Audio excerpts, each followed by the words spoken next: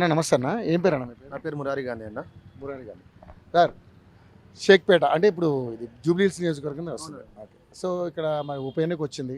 మాగంటి గోపీనాథ్ గారు చనిపోవడం వల్ల ఉప ఎన్నిక అనివార్యమైంది. సో ప్రధానంగా చూసుకుంటే మూడు పార్టీలు గట్టిగా ఫైట్ చేస్తూ ఉన్నాయి, కాంగ్రెస్, బీఆర్ఎస్, బీజేపీ.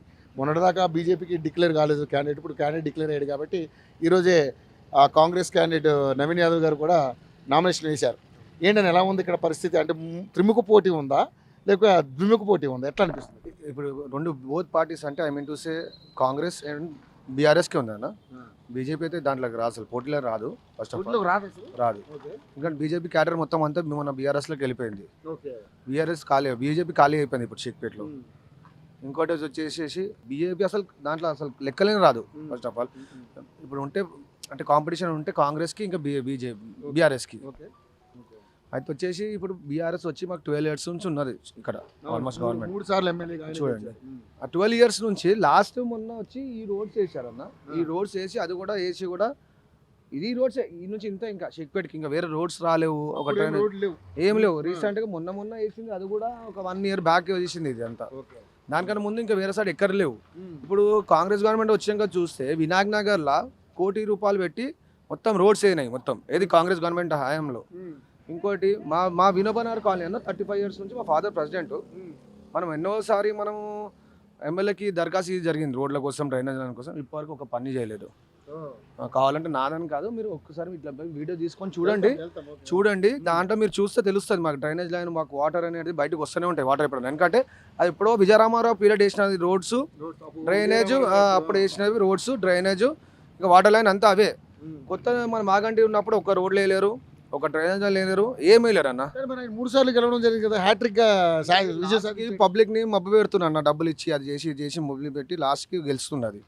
ఇంకోటి ఇప్పుడు ఈసారి వచ్చేసి సానుభూతి అని. ఇప్పుడు ఆయనకే ఎక్స్పీరియన్స్, ఆయననే ఏం చేయలేకపోయింది. ఇప్పుడు వాళ్ళ వైఫ్ కి ఏం ఎక్స్పీరియన్స్ ఉందన్న, ఎప్పుడు రాలేదు. ఎప్పుడు సెంటిమెంట్ వర్కౌట్ అవుతుంది, సెంటిమెంట్ ఎప్పుడు వర్క్ అవుతుంది అన్న. ఇప్పుడు మనకు పని చేస్తే మనం వేయొచ్చు, పని చేయండి ఎట్లా చేస్తామని చెప్పండి. మీరే చూడండి, ఇప్పుడు ఆల్మోస్ట్ ఒక మా ఫాదర్ 35 years నుంచి అంటే 12 years పీరియడ్ లా ఒక డ్రైనేజ్ లైన్ రాలే, ఒకటి వాటర్ లైన్ రాలే, ఒకటి ఏం రాలేదన్న. సో మేము చాలా మేము అంటే ఇంకోటి కొన్ని విధాలుగా వేరే విషయాలు కూడా కొన్ని దాంట్లో మాకు ఇబ్బంది పెట్టిన దగ్గర ఉన్నది. సో నేను ఎందుకంటే నవీన్ అన్న మాకు ఇప్పుడు కూడా పీపుల్ లీడరే, ఎప్పటికీ ప్రజలకు పనిచేస్తారు. మన తప్పు అనుకోక రాంగ్ అనుకోదు, ఏ లీడర్ అయినా ఇప్పుడు మనకు మన లీడర్ వాయిస్ కాకుండా మంచి వాయిస్ వస్తాడు ఆయన. మన రీసెంట్ ఇక్కడనే వాళ్ళ బీఆర్ఎస్ లీడర్ అంటే వాళ్ళ ఫాదర్ వాళ్ళ ఫ్రెండ్ అతను, వాళ్ళ పాప చనిపోతే ఈయన నవీన్ వచ్చి ఆర్థిక సహాయం చేసిండు, 20,000 ఇచ్చిండు. బీఆర్ఎస్ పార్టీ అయినా కూడా మనం వచ్చి ఇయ్యాలి జరగడం జరిగింది. నవీన్ గారు పార్టీ పరంగా కాకుండా పర్సనల్ గా కూడా ఇస్తారు. అలాంటి ఆయన అంతకుముందు ఎంఐఎం నుంచి పోటీ చేశాడు, ఇండిపెండెంట్ గా పోటీ చేశాడు, అన్నిట్లా అన్న. ఇప్పుడు మేము ఆల్మోస్ట్ ఆయన ఎంఐఎం నుంచి అప్పటి పనిచేస్తాము. ఇంకొకటి నెక్స్ట్ ఇండిపెండెంట్ క్యానబోర్డ్ ఉన్నప్పుడు కూడా మేము పనిచేసినాము.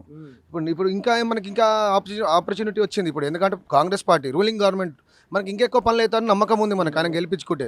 నేను ప్రజలకు ఒకటే కోరుకుంటున్నా, నవీనాన్నకి వేసి ఓటు గెలిపియండి మన షేక్పేట డివిజన్ నుంచి. ఎందుకంటే ఆయన ప్రజల మనిషి, పనిచేసే మనిషి అనే. మనం ఎప్పుడైనా ఇప్పుడు ఒకసారి లాస్ట్ టైం ఒకసారి మాగంటి సాబ్ దగ్గరికి పోదాం అనుకున్నాము. అయితే ఆయన మేము డైరెక్ట్ పోతే ఏమంటాడు, మీ డివిజన్ ప్రెసిడెంట్ తీసుకొని రావాలి, రావద్దు, మనకేముండదు. ఆ డివిజన్ ప్రెసిడెంట్ తీసుకపోతే ఏమంటారు, ఈయన బీజేపీ క్యాండిడేట్, ఈయన కాంగ్రెస్ క్యాండిడేట్, ఆ బీజేపీ ప్రెసిడెంట్ వాళ్ళు మా డివిజన్ ప్రెసిడెంట్ అట్లా చెప్తాడు. నేనేమంటున్నా అంటే మనకి డైరెక్ట్ పోయే లీడర్ కావాలి. ఇప్పుడు నవీన్ అన్న దగ్గరికి మీరు డైరెక్ట్ వెళ్ళవచ్చు, అప్రోచ్ కావచ్చు, ఇట్లా పని ఉందంటే చేస్తాడు. ఎమ్మెల్యే అయినా కూడా ఇదే యాక్సెస్ ఉంటుందా అన్న? ఆయనకి అవసరం లేదన్న. అంటే అప్పటి నుంచి కూడా ఎమ్మెల్యే కాదు, ఆయన ప్రజల కోసం పనిచేస్తాడు. ఇంకా ఎమ్మెల్యే అయితే ఇంకా మంచి పని చేస్తాడు. అట్లాంటి మాకు గ్యారంటీ ఉంది. మేము 100% నవీన్ అన్నకి ఇస్తాము. నేను కాకుండా మా ఫ్రెండ్స్ క్యాడర్ అందరికీ ఒక్కొక్కరికి మినిమం టార్గెట్, ఒక్కొక్కరు 50, 100 ఓట్లు వేసే టార్గెట్ పెట్టుకొని మేము 100% నవీనాన్ని గెలిపించుకుంటాం మనం, 100% గెలిపించుకుంటాం. మరి సెంటిమెంట్ అయితే వర్కౌట్ కాదని మీరు అనుకుంటున్నారు? నేనైతే అనుకుంటున్నా, ఎందుకంటే ఆల్మోస్ట్ 12 years ఇంకోటి రూలింగ్ గవర్నమెంట్ ఉందన్న.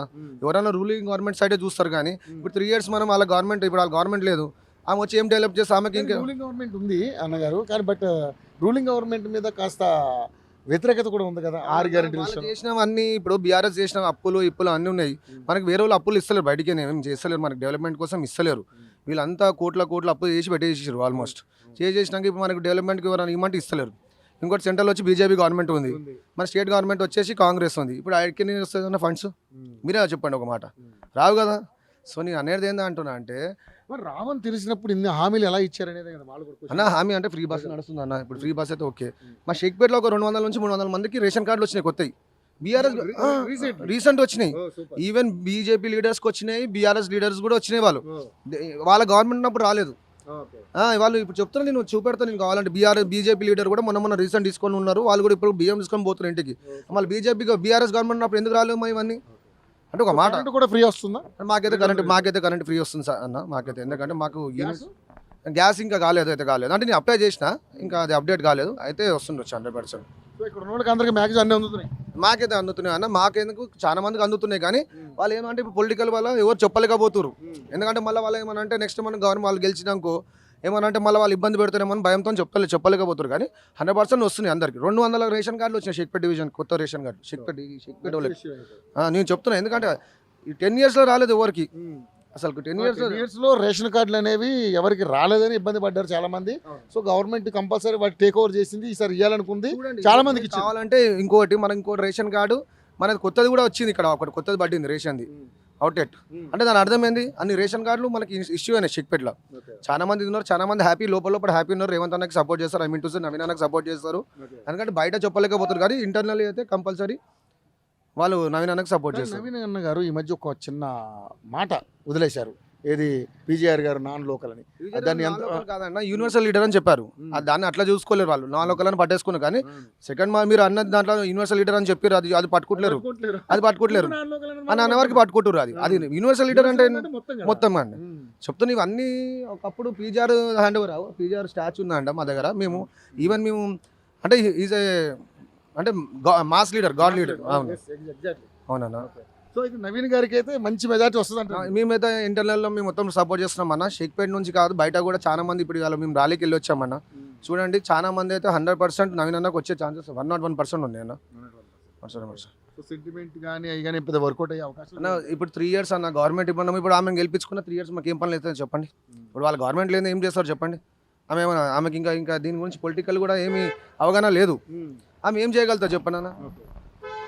అదే నేను అన్నది ఏంటంటే, అందరు ప్రజలు కూడా నేను ఒకటే కోరుకుంటున్నా, నవీన్ అన్నకి వేసి ఓట్లు గెలిపించాలని కోరుకుంటున్నా. ఎందుకంటే ఇప్పుడు మన ప్రజెంట్ గవర్నమెంట్ వచ్చి కాంగ్రెస్ గవర్నమెంట్ అన్న. వేరే గవర్నమెంట్ మనం తెచ్చుకొని మనం పనులు చేయకపోవడం బదులు అదే కాంగ్రెస్ గవర్నమెంట్, రూలింగ్ గవర్నమెంట్ గెలిపించుకొని మనం పనులు చేయించుకోవడం అని నేను కోరుకుంటున్నా ప్రజలను. అంతే. Thank you so much.